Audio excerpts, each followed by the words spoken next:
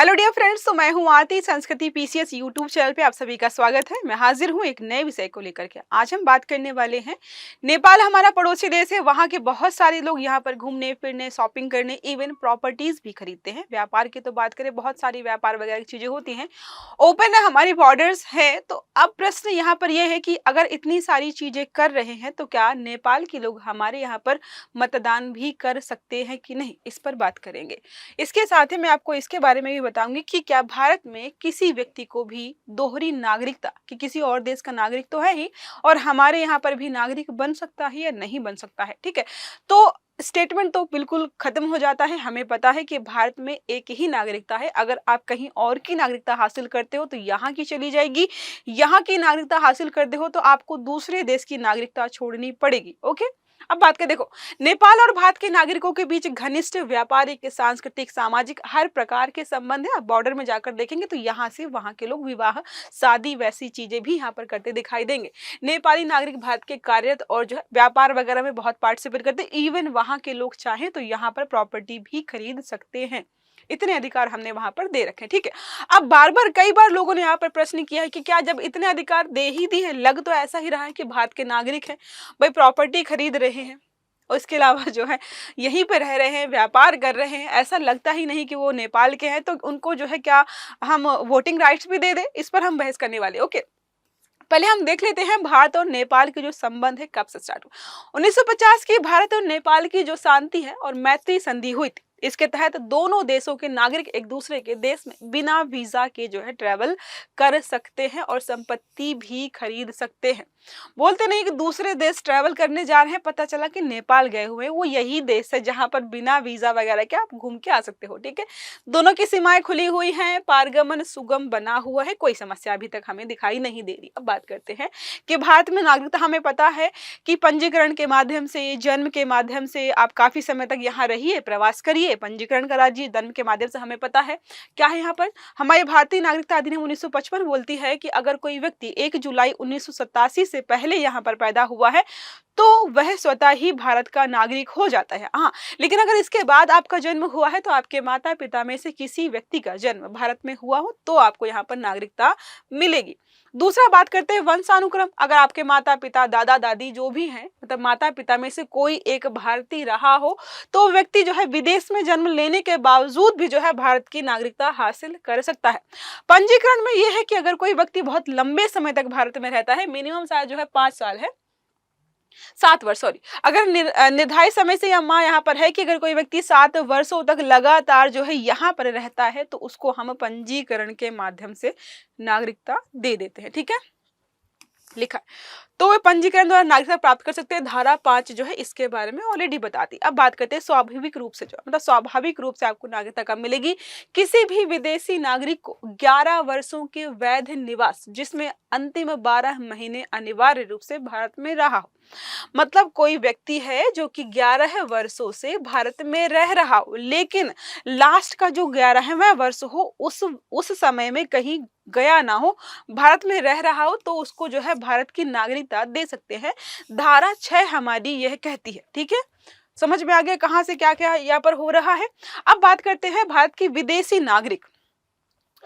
तो हम क्या कर सकते हैं कि OIC, OCR और जो है क्या होता है, हाँ, OCI का दर्जा हम किसी नेपाली व्यक्ति को दे सकते हैं, नेपाली नागरिक को। इसका मतलब होता है कि चलो ठीक है, हम तुमको मान ले रहे, तुम हमारे यहाँ पे हो, हमारे यहाँ के ही हो। बहुत सारे भारतीय ओरिजिन के लोग हैं जो अलग अलग देशों में रहते हैं, वहीं प्रवास करते हैं, वहीं की नागरिकता हासिल कर ली है, लेकिन यहाँ के थे तो हम उनको OCI का दर्जा देते हैं। लेकिन फिर भी उनको नागरिकता जैसे प्रावधान की वोटिंग लिस्ट में नाम आ जाना, सरकारी नौकरी कर लेना, ये सारा नहीं होता। 2005 में लागू इस योजना के तहत भारत सरकार क्या करती है, विदेशी नागरिकों को भारत के विदेशी नागरिक, ठीक है, क्या लिखा हुआ, भारत के विदेशी नागरिक का दर्जा देती है जो भारतीय मूल के हैं। इसको बोलते हैं ओवरसीज सिटीजन्स ऑफ इंडिया।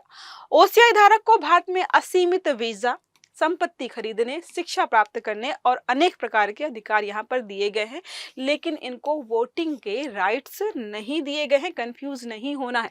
अब बात करते हैं भारतीय संविधान और नागरिकता अधिनियम, जो भी ओसीआई के बारे में बात कर रहे हैं। तो ओसीआई कार्ड धारक को जो है मतदान करने का अधिकार नहीं है, चुनाव लड़ने का अधिकार नहीं है, सरकारी नौकरी पाने का अधिकार बिल्कुल भी नहीं है। संवैधानिक पद जैसे राष्ट्रपति, उपराष्ट्रपति, प्रधानमंत्री, जो है राज्यपाल, कोई भी संवैधानिक पद आप मान लीजिए, उन पर नियुक्त होने की भी इनको आजादी या अधिकार नहीं दिया गया है। अब बात करते हैं नेपाल के संदर्भ में कि हमारा जो है पड़ोसी जो है, हम व्यापार वगैरह तो करते हैं, इसके बारे में हम बात कर चुके हैं। तो क्या है कि नेपाल के नागरिक भारत के अगर भारत में अगर व्यापार करते हैं तो लंबे समय से रह रहे हैं, तो वे पंजीकरण या स्वाभाविक प्रक्रिया द्वारा भारतीय नागरिकता मांग सकते हैं। लेकिन हमें पता है कि अगर यहाँ की नागरिकता आप लेते हो तो आपकी नेपाल की नागरिकता चली जाएगी, ठीक है। यदि वे भारतीय नागरिकता के बिना केवल ओसीआई स्टेटस लेते हैं तो उन्हें प्राप्त तो हो जाएगा, लेकिन मतदान का अधिकार नहीं मिलेगा।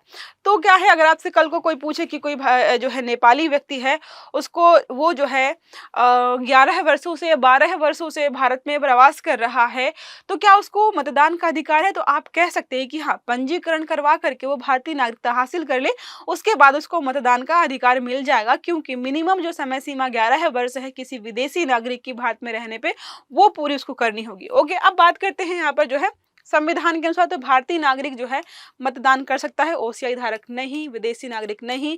और जो भी यहाँ पर है नागरिकता अधिनियम 1955 की धारा 5, 6 या के अंतर्गत जो भी यहाँ पर बना है, तो वो भी कर सकता है। जो 7 साल वाला और पंजीकरण वाला और जो 11 वर्षों वाला बोला था, उसके किसी भी माध्यम से आप नागरिक बने हो तो आपको अधिकार मिल जाएगा यहाँ पर। अब यहाँ पर बात करते हैं दोहरी नागरिकता का प्रश्न। तो इसके बारे में समझा दिया है कि भारत में जो है अनुमति नहीं है। अगर आप कहीं के भी नागरिक हो, अगर वहां की नागरिकता छोड़ोगे तभी आपको यहाँ की नागरिकता मिल पाएगी। अब संविधान और कानूनी सीमाएं देखते हैं, तो आर्टिकल 326 के तहत भारत में केवल वही व्यक्ति मतदान कर सकता है जो भारत का नागरिक है और 18 वर्ष की उम्र जो है पूरी कर सकता है, ठीक है। अगर नहीं है तो नहीं मिलेगा अधिकार आपको, हमको पता है ऑलरेडी। अब बात करते हैं भारत और नेपाल संबंधों के बारे में। 1770 किलोमीटर की सीमा लंबी जो है यहाँ पर खुली अंतरराष्ट्रीय सीमा साझा करते हैं, कहीं पर कोई भी बाउंड्री नहीं है। अब बात करते हैं पड़ोसी राज्य कौन कौन से हैं जो नेपाल की सीमा को टच करते हैं। उत्तर प्रदेश, बिहार, पश्चिम बंगाल और सिक्किम, ये हमारे राज्य है, और नेपाल इसके साथ, ठीक है। नेपाल, उत्तराखंड, ठीक है। कौन कौन से बता दिया आपको, जो है उत्तर प्रदेश, बिहार, पश्चिम बंगाल और सिक्किम, और जो है लास्ट है हमारा उत्तराखंड है, जो कि इसकी सीमा को टच करते हैं। रोटी वोटी का रिश्ता मतलब यहाँ पर है कि आपसी विवाह और जो है पारिवारिक संबंध यहाँ पर हैं। मेरे नोन में बहुत सारे लोग हैं जिनके मम्मी यहाँ के हैं, पापा वहाँ के, या पापा यहाँ के हैं और मम्मी नेपाल के हैं। ये जो इस प्रकार का चलता है। दोनों देशों की संस्कृति के बारे में बात करते हैं, तो एक है धर्म हिंदू और बौद्ध है, भाषा हिंदी और नेपाली है, परंपराएं भी समान है, सिमिलर है, सब सिमिलर है। आप जाकर वहां पर हिंदी बोलिए, कोई समस्या नहीं होगी आपको। नेपाली भी शायद कुछ हद तक बोलेंगे, तो मुझे पता नहीं है, सुनी नहीं है, फिर भी आप मतलब वहां पर जाकर आराम से घूम फिर सकते हो, कोई समस्या नहीं होगी। राजनयिक संबंध 1947 के बाद भारत ने नेपाल की स्वतंत्रता और संप्रभुता को हमने मान्यता दी थी। 1950 की भारत नेपाल शांति और मैत्री संधि हो गई। नागरिकों को मुक्त आवागमन, व्यापार, निवास, कार्य का अधिकार, रक्षा व सुरक्षा में हम जो है इसके ऑलरेडी है ही। आर्थिक संबंध देखें तो भारत नेपाल का सबसे बड़ा जो है व्यापारिक भागीदार है। भारत का विदेशी व्यापार 60% तक भारत के साथ ही होता है। नेपाल का विदेशी व्यापार 60% हमारे साथ होता है, बाकी 40% अलग अलग देशों के साथ उसका व्यापार है। जैसे पेट्रोलियम, बिजली, खाद्य सामग्री, निर्माण सामग्री, ये सारे जो है बड़े स्रोत है जो कि भारत से किए जा रहे। सुरक्षा के बारे में बात करते हैं तो भारत नेपाल की सुरक्षा में भी सहायता करता है, विशेषकर 1950 की संधि के तहत। नेपाल जो है और भारत संयुक्त सैन्य अभ्यास सूर्य किरण करते हैं, इसका नाम याद रखिएगा। ओके, अब जनसांख्यिकी और प्रवास के बारे में बात करते हैं तो लाखों नेपाली नागरिक हमारे यहाँ पर रहते हैं। और आपने जो है गोरखा जो है सैनिकों के बारे में या गोरखा रेजिमेंट के बारे में बात सुना होगा, वो हमारे यहाँ के नहीं होते हैं, नेपाली होते हैं, नेपाल के होते हैं, और हमारे यहाँ पर सेना में उनको स्थान दिया गया है। समसामयिक मुद्दे मतलब अभी हाल फिलहाल में क्या रहे, तो सीमा के विवाद है, काला पानी, लिपुलेख और जो है लिम्पियाधुरा क्षेत्र, ठीक है, ये 3 है। इसके अलावा नेपाल में बढ़ता चीन का प्रभाव, चीन तो हर जगह कूद ही रहा है, तो नेपाल के साथ भी है। नेपाली संविधान 2015 पर भारत की प्रारंभिक आपत्ति, ठीक है, यहाँ तक हो गया, समझ में आ गया क्या-क्या जो है हाल-फिलहाल में हुआ है। अब नेपाल के बारे में देखें तो एक जो है लैंड लॉक कंट्री है, उत्तर में तिब्बत हो गया, चीन और उसके बाद जो है पूर्व, पश्चिम, दक्षिण में भारत से घिरा हुआ है। देश बात करते हैं हिमालयी देश तो माउंट एवरेस्ट की विश्व की सबसे ऊँची चोटी यहीं पर है, राजधानी काठमांडू है और मुद्रा नेपाली रुपया है, ठीक है? अच्छा एक कमेंट करके बताना कि भारत की मतलब भारत का 1 रुपया और जो है नेपाल के 1 रुपए का जो करेंसी डिफरेंस है वो कितना है? आप मुझे एक बार कमेंट करके बता दीजिएगा, ठीक है? ये ऑफर ऑलरेडी जो है निकल चुका है तो बताने का कोई मतलब नहीं है। आपने आई होप देखा ही होगा इसके बारे में।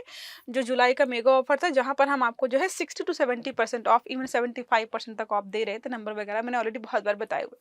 छोटा-सा लेक्चर था, आई होप आपको समझ में आ गया होगा। अगर वीडियो अच्छा लगा तो लाइक करना है, चैनल को सब्सक्राइब करना है, बेल आइकन दबाना है ताकि इस प्रकार के आर्टिकल्स आपको समय पर मिलते रहें। तो अच्छे से पढ़िएगा। Have a good day. Thank you. मिलते हैं कल।